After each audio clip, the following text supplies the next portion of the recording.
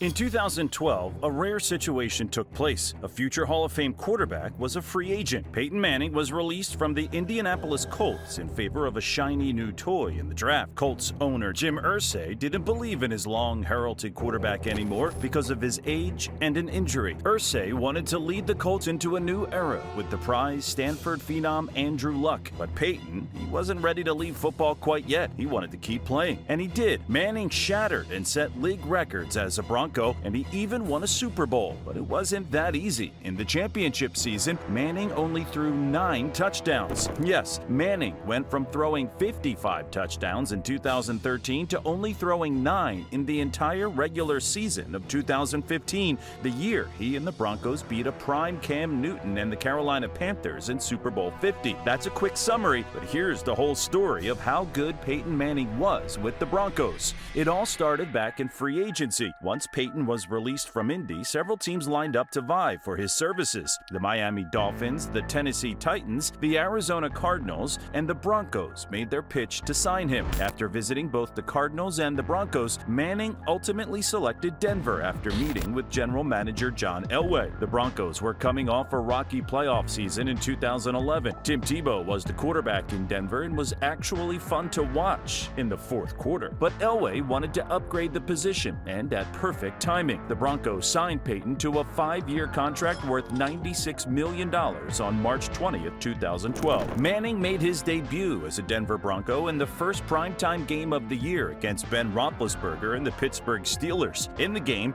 Manning completed 19 of 26 passes for 253 yards, 2 touchdowns, and no interceptions. He and the Broncos won the game 31-19 and made history in the third quarter when he connected with his receiver Demaryius Thomas on a 71-yard touchdown pass. The touchdown was Manning's first in the NFL with a team other than the Colts and marked the 400th of his career, making him the third quarterback after Dan Marino and Brett Favre to accomplish the feat and the fastest of the 3 to reach the mark. In a Week 6 matchup against Phillip Rivers and the San Diego Chargers, Manning was 24 of 30 for 309 yards, 3 passing touchdowns, and 1 interception in the 35-24 victory. In the game, the Broncos trailed 24-0 at halftime, and Manning led the Broncos to 35 unanswered points. In Week 17, a 38-3 victory over Brady Quinn and the Kansas City Chiefs, Manning was 23 of 29 for 304 yards and 3 touchdowns to close out the regular season. He finished the year with 4,659 yards, 37 touchdowns, and 11 interceptions. Peyton set single-season franchise records for passing attempts, pass completions, passing yards, and touchdowns in the 2012 season, and he was just getting started. The Broncos made the playoffs and earned a first-round bye, but lost 38-35 in double overtime in the divisional round to Ray Lewis, Joe Flacco, and the Baltimore Ravens, who went on to win Super Bowl 47 that season. Unfortunately, the Broncos fell short, but overall it was a great year. Peyton's leading receivers were Demaryius Thomas and Eric Decker. Both of them had over 1,000 yards and 10 touchdowns on the year. Supporting cast Braden Stokely and tight end Jacob Tam each had over 500 yards, and the leading rusher was Willis McGahee. Manning was also awarded the Comeback Player of the Year award, named a first-team All-Pro selection, and finished second in MVP voting. On the NFL Top 100 Players of 2013, he was ranked as the second-best player in the league by his peers. Real quick, thanks for being here. If you're a fan of Peyton Manning or just a fan of legendary players, become a subscriber to the Halftime Show so you don't miss out on the game's best stories and future videos. In 2013, this is where it gets incredible. The Broncos were favored to win the Super Bowl. Upon entering the season, they added one of Tom Brady's favorite weapons to Peyton's receiver group, Wes Welker. The offense was loaded. On the opening game of the year, Manning became the 6th player in NFL history and the first since 1969 to throw 7 touchdowns in a game, doing so against the defending Super Bowl champions. Peyton added to this feat without throwing an interception, tying Y.A. Tittle as one of only 2 players to have a 7-0 touchdown-to-interception ratio in a single game. The following week,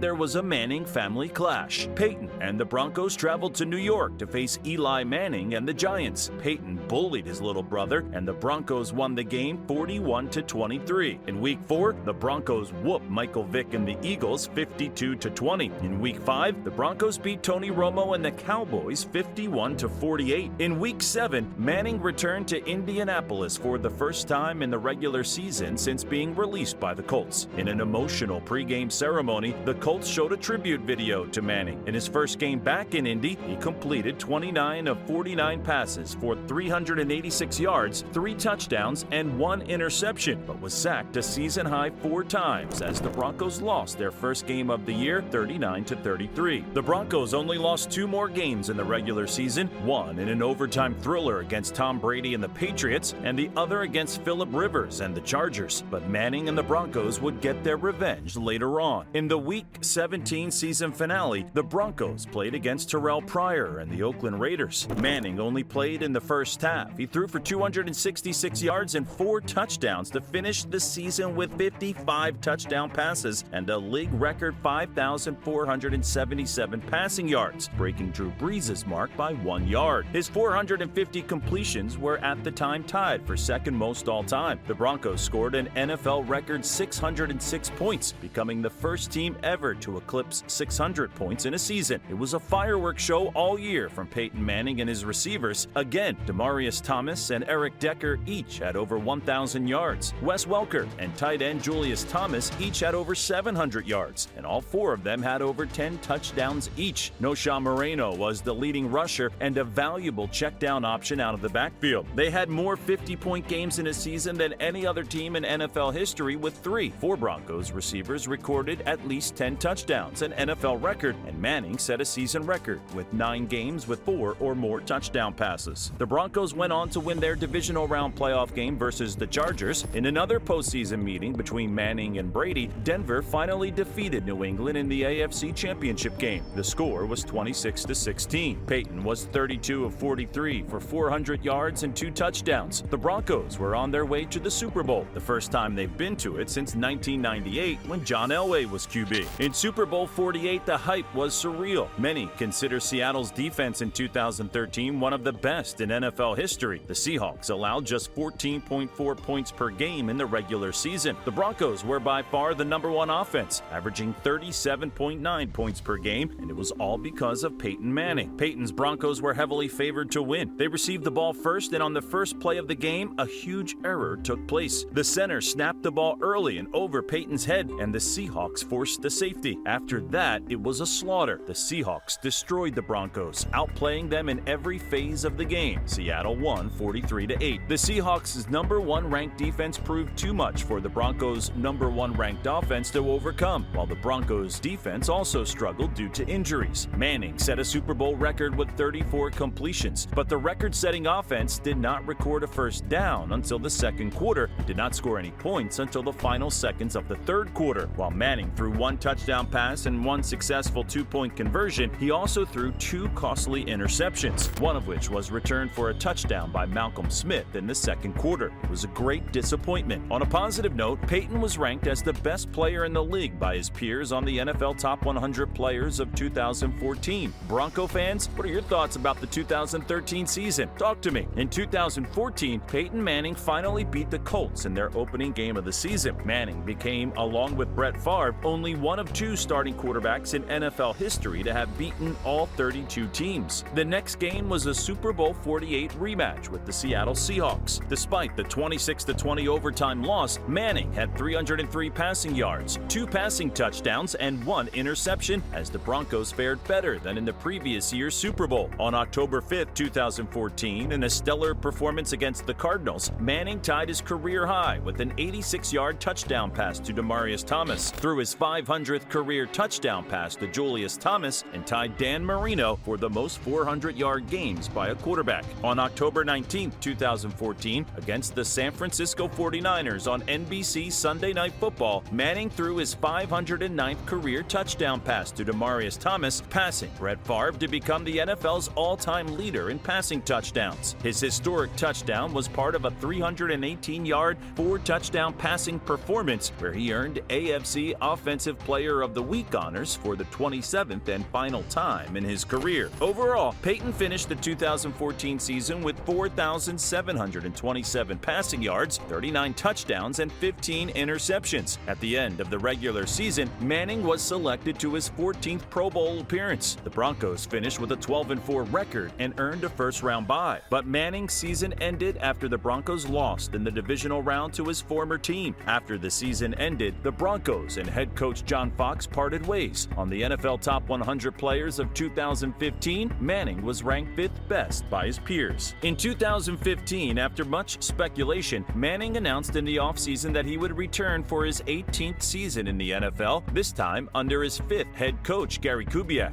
In the season opener against the Ravens, Manning wasn't the same. His throwing ability seemed to have deteriorated. There were times he looked like his usual self, but for the most part, his throws looked weak. On November 1st against the Green Bay Packers, Manning finished with a season-high 340 passing yards and an interception in the dominant 29-10 victory. The Broncos got off to a dominant 7-0 start to the season. However, the streak ended in a loss at Indianapolis, losing 27-24. During that winning streak and the loss in Indy, Manning played better, throwing over 250 yards and 9 touchdowns in 6 of the 7 games. However, he never had a game without an interception, bringing his 8-game touchdown-interception ratio to 9-13. But John Elway prepared for this. After the Super Bowl 48 loss, he learned a lesson. Defense wins championships. He built a stronger defense to bail out an aging Manning, and it paid dividends. Elway most notably signed defensive end DeMarcus Ware, cornerback Aqib Talib, and safety TJ Ward to help Von Miller create a top-ranked defense. In Week 10, in the second divisional game against Kansas City,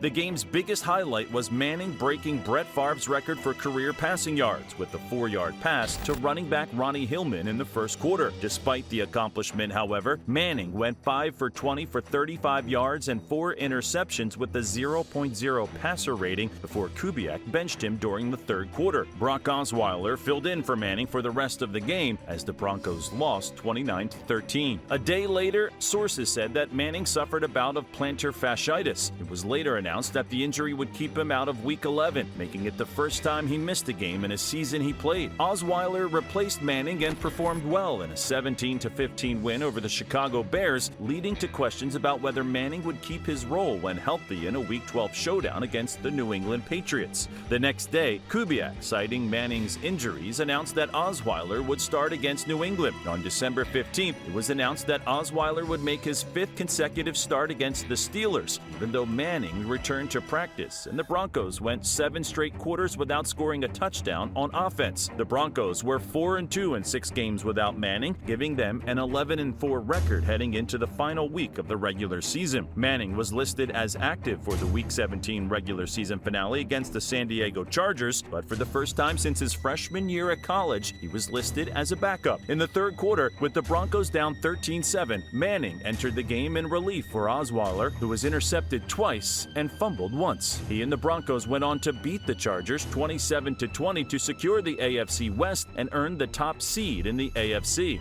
Despite the Broncos' 12-4 record and Manning's 8-2 record in games that he played in, Manning had the worst season statistically of his career, as he threw a career-low 9 touchdown passes and 17 interceptions in just 10 games and posted a quarterback rating of 67.9, which was the lowest rating of his career, and the first time he had a rating below 84 since his rookie season. Manning's 59.8 completion percentage was the second lowest of his career, only behind his rookie season. Manning's 17 interceptions were second to Jaguars quarterback Blake Bortles, who threw 18 interceptions but started all 16 games. The Broncos, as the AFC's #1 seed, earned home field advantage throughout the NFL playoffs. The Broncos defeated the Steelers in the divisional round 23-16. Manning was 21 of 37 for 222 with no touchdowns or interceptions in the win over the Steelers. In the AFC Championship game, the Broncos hosted the defending Super Bowl champs, the New England Patriots. This was the 17th and ultimately final meeting between Manning and his longtime rival Tom Brady. Despite a late comeback attempt from the Patriots, the Broncos won 20-18 to advance to Super Bowl 50. Peyton played best when his team needed him most and had 176 passing yards, 2 touchdowns, and no interceptions in the win. In Super Bowl 50, the script had flipped. The Panthers finished the regular season with a 15-1 record, having the league's top offense, led by the NFL's MVP, Cam Newton. In the NFC Championship game, Carolina whooped Carson Palmer and the Arizona Cardinals 49-15. The Broncos finished the regular season with a 12-4 record, and for this Super Bowl, they had the #1 ranked defense. But Cam and Carolina was the favorite to win the game. Remember who wins championships? The Broncos defense made the MVP Cam Newton look like a bust, and the Broncos defeated Carolina 24-10 in Super Bowl 50. Manning finished the game 13 of 23 for 141 yards and 1 interception while being sacked 5 times, scoring his only passing points with 3 minutes and 8 seconds left in the fourth quarter when he connected with wide receiver Benny Fowler for a 2-point conversion, which ended up being the final pass of his career. Manning became the oldest starting quarterback to both play in and win a Super Bowl at age 39, until Tom Brady surpassed the record at age 41 in Super Bowl 53 and again at age 43 in Super Bowl 55. Manning also became the first quarterback to start in 2 Super Bowls, each with multiple franchises under different head coaches each time, and the first quarterback to lead 2 franchises to a Super Bowl victory. The victory gave Manning his 200th overall win, including regular season and playoffs, making him the starting quarterback with the most combined regular season and postseason wins in NFL history. Manning announced his retirement after 18 seasons on March 7, 2016. The last words of his retirement speech were, "I fought a good fight, I finished my football race, and after 18 years, it's time. God bless all of you, and God bless football." After 18 seasons in the NFL, Manning received the 2016 ESPY Icon Award. He won a total of 9 ESPY awards during his career. On October 7, 2017, in a ceremony attended by hundreds of fans, the Colts unveiled the bronze statue of Manning outside its Lucas Oil Stadium. Manning was inducted into the Indianapolis Colts Ring of Honor and was the first player to have his jersey retired by the Colts since they moved to Indianapolis. In 2019, Manning was named to the NFL 100 All-Time Team. On February 6, 2021, Manning was elected into the Pro Football Hall of Fame in his first year of eligibility, with the committee taking only 13 seconds to debate his selection. On June 9, 2021, Manning was unanimously elected to the Denver Broncos Ring of Fame. Manning was inducted into the Pro Football Hall of Fame on August 8, 2021, and the Broncos Ring of Fame on October 31, 2021. So yeah, what do you think? How good was Broncos Peyton Manning? Share your thoughts in the comments. Again, if you know of any Peyton Manning fans, consider being a helper by sharing this video with them. Until next time, thank you for watching The Halftime Show.